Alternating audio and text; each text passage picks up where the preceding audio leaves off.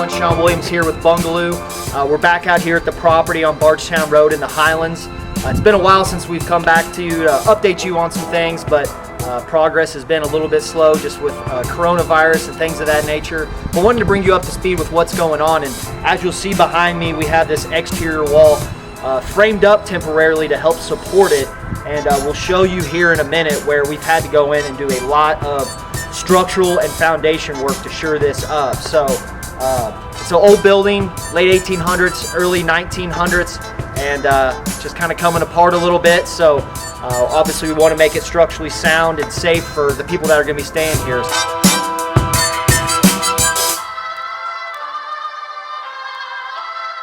All right, as you can see here, we've tore out the entire bottom part of this house, and we had to frame up and pour new piers all along the entire base of this house. And then once those are done, we'll put a sill plate on there and then essentially drop the house back on this new foundation. So as you can see, it's pretty extensive.